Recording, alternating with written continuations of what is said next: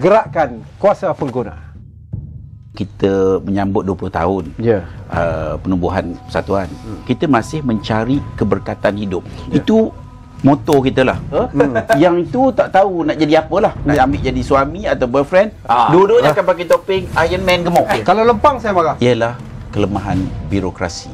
Itu cukup seksa. Kita berbulan-bulan matilah kita. Dia tidak ada kesian pada orang yang datang dari kampung. Ini benda yang amat penting. Serius, ini serius. Rakyat marahlah.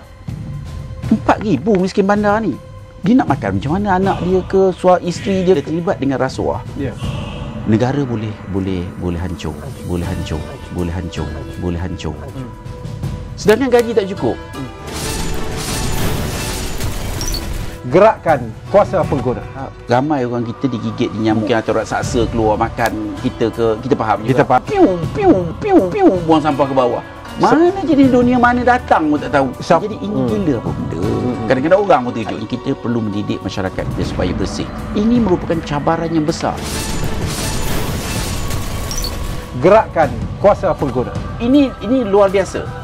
Peguam yang mengambil kesempatan dan cek ini dikeluarkan oleh peguam yang tidak bertanggungjawab. Gerakan Kuasa Pengguna.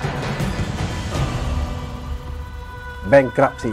Penganiayaan dan bankrupt. Sesiapa yang menolong keperluan saudaranya, membantu saudaranya, Allah Subhanahu Wa Taala akan membantunya.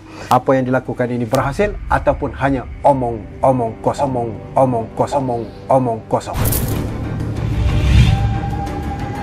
Gerakan Kuasa Pengguna. Di mana ini adalah bersama saya Coach Syabil. Coach bersama melihat kepada kesesuaian peserta kita. Dia tengah fokus untuk squad sebab kita ini sebahagian pada disiplin yang harus ini luar biasa. Luar biasa.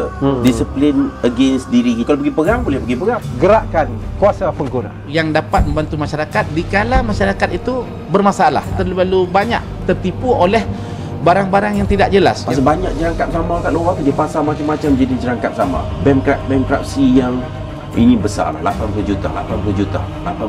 Tiba-tiba je bankrupt. Jadi merana selama 13 tahun. Saya hutang sampai 84 juta. Jadi PPIM ni nak tolong.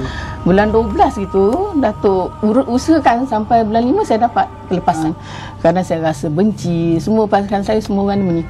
Saya tak pergi ke bank. Berani boleh bankrupt 84 juta. Gerakan Kuasa Pengguna.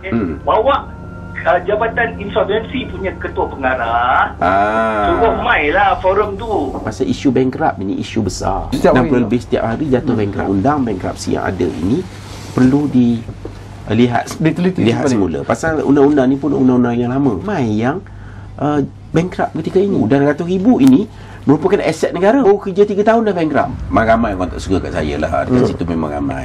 Dan orang tu dah lepas, kita masih tertinggal. Mayat-mayat yang telah lama mati ni nak hidup balik. Gerakan Kuasa Pengguna. Datangnya daripada pendidikan. Sama ada pendidikan keluarga ataupun pendidikan di sekolah. Maknanya ada benda yang tak kena.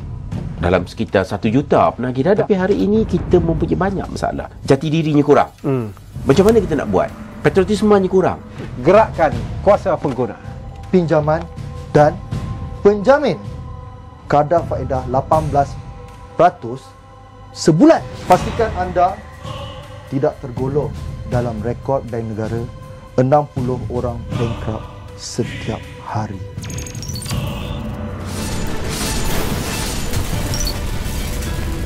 Gerakan Kuasa Pengguna.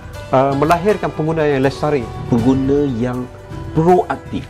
Pengguna preemptif ni maknanya dia dah awal, dia dah tengok dah. Jadi kita baca ke hadapan, kita buat sesuatu supaya kita ni insya-Allah mengawal masa depan kita.